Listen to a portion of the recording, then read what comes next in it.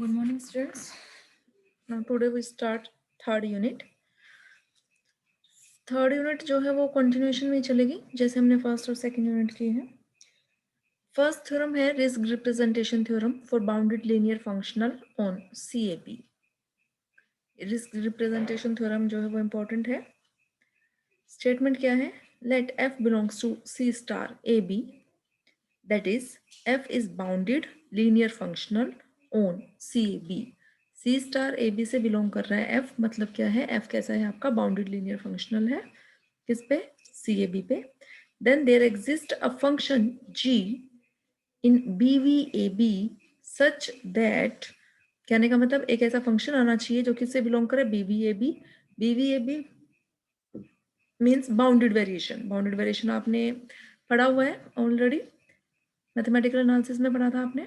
Bounded variation of AB such that f of f is equal to integration a to b ft d of gt means derivative of gt for all f belongs to CAB and norm f is equal to variation of g. और ये जो variation of g है this is called total variation of g. ठीक है, देखो proof.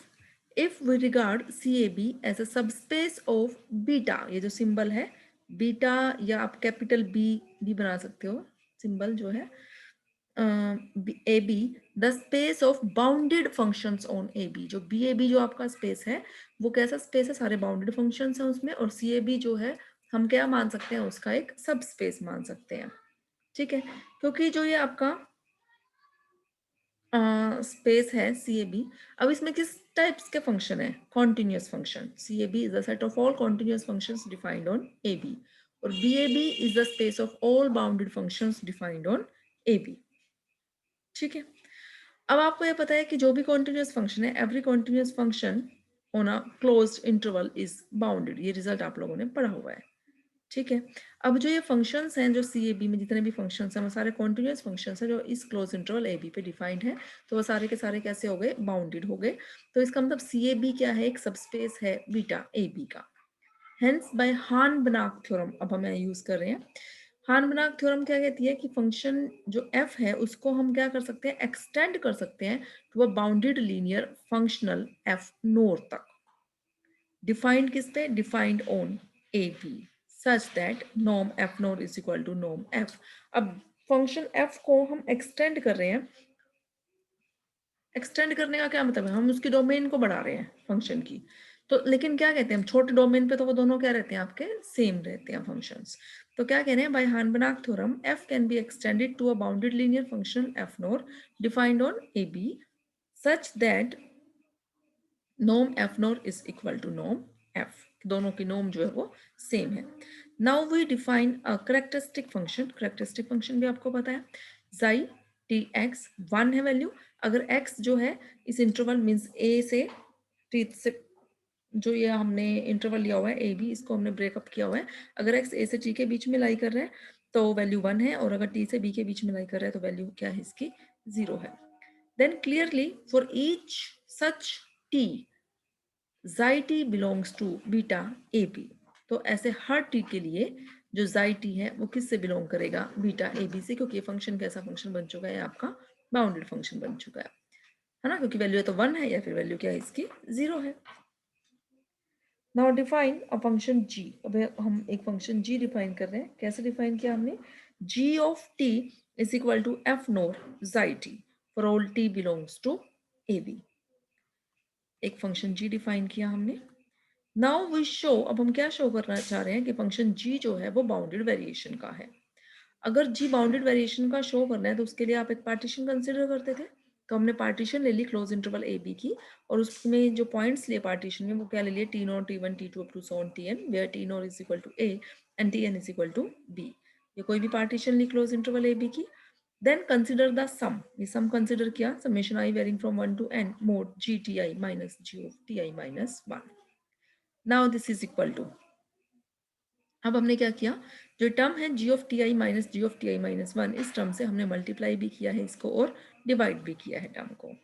Now this is equal to summation I varying from 1 to n epsilon I into G of Ti minus G of Ti minus 1. ये epsilon I क्या है? ये modulus वाली term divided by ये simple term, इसको हमने epsilon i से denote कर दिया। ठीक है, now this is equal to summation I varying from 1 to n epsilon i, g की वैल्यू रख दी। जी को हमने ऊपर कैसे डिफाइन किया था, देखो g of t is equal to f naught xi t, तो जी ऑफ टी आई क्या हो जाएगा, f naught xi t I minus f naught xi t I minus 1। Now this is equal to f naught, और लग किस पे रहा है, summation I varying from 1 to n epsilon i xi of, epsilon i common है, xi of T I minus जाई of T I minus 1। ठीक, now this is equal to mod f node summation I varying from 1 to n epsilon I xi ti minus xi ti minus 1। यहाँ हमने क्या लिया, दोनों तरफ जो है उसका मोड कंसीडर किया हुआ है। Now mod of this term is less than equal to, हमने रिजल्ट यहाँ यूज करेंगे हम, mod of T X is less than equal to norm T norm X. तो क्या हो गया, less than equal to norm T means norm F naught, norm of this term.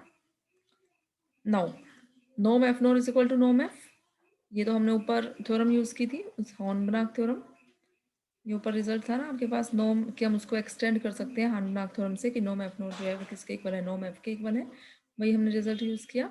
And this is equal to 1। अब ये जो term है, ये term अब 1 कैसे है, जो आपके पास एप्सिलॉन आई लिखा हुआ था, वो एप्सिलॉन आई जो टर्म थी आपके पास, वो क्या थी, mod G of T I minus G of T I minus 1, ये मोड में थी, और नीचे जो था वो आपके पास जाई ऑफ टी आई माइनस जाई ऑफ टी आई माइनस 1 है टर्म, है ना। अब आप ये वैल्यू यहाँ रखो और आप इसको सोल्व करके देख लेना, ये आपका क्या वैल्यू हो जाएगी, इसकी 1 वैल्यू आएगी। अब जो इसकी वैल्यू, ये वैल्यू आपकी 1 जो आई हुई है, आप कर सकते हैं, करके दिखाने की जरूरत तो नहीं है ना, इसको करके देख लेना, अगर कोई प्रॉब्लम आती है तो फिर आप पूछ लेना। Now we have summation I varying from 1 to n mod G of T I minus G of T I minus 1 is less than equal to नोम एफ, हमारा प्रूव हो गया। और ये टर्म, इस टर्म को हम क्या बोलते हैं, वेरिएशन ऑफ जी, लेकिन किसके रिस्पेक्ट में, जो हमने पार्टीशन कंसिडर की है, लेस देन इक्वल टू नोम एफ। लेकिन हमें तो पार्टीशन से इंडिपेंडेंट बनाना होता है, तो हम क्या लेते थे, taking supremum over all those partitions of P of closed interval AB such that total variation of G is less than equal to norm F, because right hand side is independent of partition, and norm F जो है, this is a functional bounded linear function, so this is less than infinity। ठीक है, तो total variation of G is less than infinity means G is of bounded variation and variation of G is less than equal to norm F। First step हमारा यहाँ complete हो गया। Second step में देखो क्या किया हमने, सेकेंड स्टेप में हमने क्या लिया, let F belongs to C A B, means F जो है आपका कॉन्टिन्यूस हमने फंक्शन लिया है, जो किस पे डिफाइंड है, क्लोज इंटरवल ए बी पे डिफाइंड है। प्रूव क्या करना है हमें, एफ को अगर हम इस एफ पे लगाते हैं तो क्या आना चाहिए, integration A to B F T derivative of ji T आना चाहिए। नाउ लेट अस डिफाइन, अब हम क्या डिफाइन कर रहे हैं, जेड एन टी हम डिफाइन कर रहे हैं।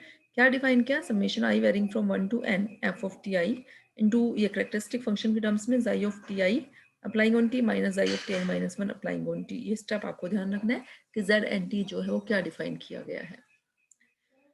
Then clearly sequence Z N T converges to F of T.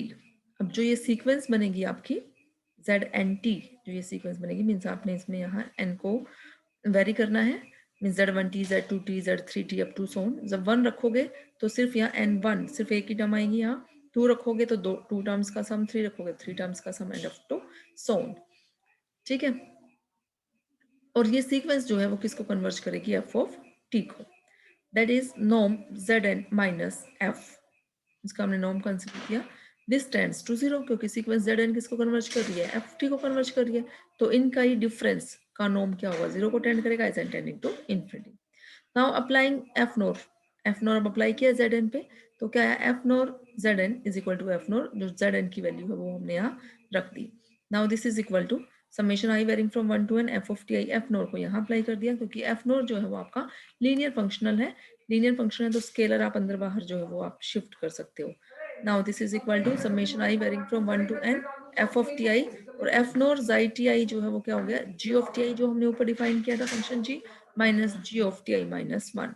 Now taking limit, limit ले ली हमने एन टेंडिंग टू इन्फिनिटी, तो राइट साइड पे भी हमारी लिमिट ली गई। जैसे ही हमने यहाँ लिमिट ली N tending to infinity summation I varying from 1 to infinity, actual में तो ये क्या बनेगा, summation I varying from 1 to infinity बनेगा आपका F of T I G of T I minus G of T I minus 1। लेकिन ये Riemann स्टिगल integral की वो प्रॉपर्टी आपने की थी, रिमान स्टिगल इंटीग्रल भी तो आपने किया हुआ है, ये रिजल्ट जो है रॉयडन की बुक से लिया गया है। Now this is equal to integration a to b F T derivative of ji T. देखो अगर आप देखना चाहो तो ये जो सम जो चल रहा है एक्चुअल में सम जो है वो डिस्क्रीट नहीं है, क्योंकि T I T one T two ये कोई इंटीग्रल वैल्यूज नहीं है। तो जो ये बनेगा आपके पास, ये एक्चुअल में हमने पार्टीशन कंसिडर की थी ना, उसके हमने बीच में से पॉइंट्स कंसिडर किए हुए हैं, कुछ भी हो सकता है। तो मीन्स कॉन्टिन्यूएशन में चल रहे हैं, और कॉन्टिन्यूएशन सम जो है वही हमारा क्या होता है, इंटीग्रेशन होता है। तो ये तो आपके पास लिमिटिंग वैल्यू तो क्या बन गई, इंटीग्रल में कन्वर्ट हो गई ए टू बी, क्योंकि इनिशियल टू फाइनल सारे पॉइंट्स आ गए। ठीक है, सम चल रहा है तो F of T one F of T two F of three, उनका सम आ गया एफ ऑफ टी। और यहाँ देखो ये जस्ट ये चेंज ही तो है, चेंज इन जी, तो मीन्स क्या बन गया, d of g, derivative of g. But f naught being functional, f naught आपका क्या है, फंक्शनल है, तो वो कैसा है, कॉन्टिन्यूस है।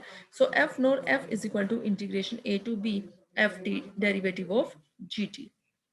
ठीक है, ये एफ नोर एफ आप क्लियर हो गया होगा, क्योंकि जो सीक्वेंस जेड थी वो सीक्वेंस जेड जो है वो एफ को आपकी कन्वर्ज कर रही थी जब लिमिटिंग वैल्यू ली, क्योंकि एफ नोर जो है वो कॉन्टिन्यूस है, तो लिमिट को हम अंदर और बाहर शिफ्ट कर सकते हैं। लिमिट को अंदर बाहर शिफ्ट करने पे ये आपका एफ बने। नाउ F belongs to CAB and f naught is equal to f on CAB. Therefore, f of f is equal to integration a to b f t d of gt for all f belongs to CAB. And 1 minute, ये हो गया आपका। And mod F of f, this is equal to mod ले लिया हमने, value रखी integration A to B F T derivative of ji t. Now this mod is less than equal to maximum of mod f t into variation of g. ये हमने result use किया, function f continuous है और function जी जो है वो आपका bounded variation का है। ये हम रिजल्ट नीचे स्टेट भी किया हुआ है result. If phi is continuous on closed interval A B and size of finite variation या बाउंडेड वेरिएशन का है on closed interval A B, then mod integration ग्रल is less than equal to maximum value of this into this. तो यहाँ से आपके पास क्या आ गया, mod F of F is less than equal to norm F variation of G for all f belongs to CAB. Now taking supremum over all f belongs to CAB for which norm f is less than equal to 1. तो जैसे आप supremum लोगे जिसके लिए norm f less than equal to 1 है, तो आपके पास क्या आ जाएगा, norm of F is less than equal to, ये वैल्यू तो 1 ही बन चुकी है नॉर्म एफ, तो less than equal to variation of g, and hence norm f is equal to variation of g. ठीक है, जो ये ऊपर हमारा रिजल्ट था जो हमने स्टार का था, जिसको मैंने कहा था आप लोग खुद प्रूव करके देख सकते हो, वो नीचे प्रूव करके दिखाया भी हुआ है। वो ये आपको दिखाने की जरूरत नहीं है, जस्ट अंडरस्टैंडिंग के लिए ही है कि मैंने कहा था ये सम खोल लेना है आपने, ये सम हमने खोला, जाई टी वन एक्स नोर, ये सारी वैल्यूज लिखी। ये वैल्यूज लिखने के बाद जो जाई आपका फंक्शन है वो कैसा है, आपका करेक्टरिस्टिक फंक्शन है, उसकी वैल्यू या तो 1 होगी या 0 होगी, अगर बिलोंग करेगा तो 1 उस इंटरवल में पर्टिकुलर में, अदरवाइज वैल्यू क्या होगी, 0 होगी। ठीक है, तो यहाँ जो हमने कंसिडर किया हुआ है, कोई कोई भी एक पॉइंट आएगा ना उसका, अदरवाइज पॉइंट्स उसके नहीं आएंगे। तो टी नो और टी वन उन सब के लिए वैल्यू जो हमने क्या लिखी हुई है, 0। टी टू के लिए हमने वैल्यू यहाँ 1 यूज की हुई है, जो भी उस इंटरवल के पर्टिकुलर उसके पॉइंट्स होंगे।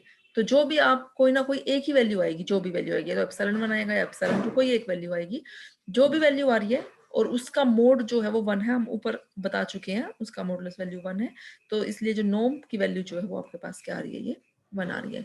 बाकी नेक्स्ट थ्योरम जो है वो हम नेक्स्ट लेक्चर में डिस्कस करेंगे।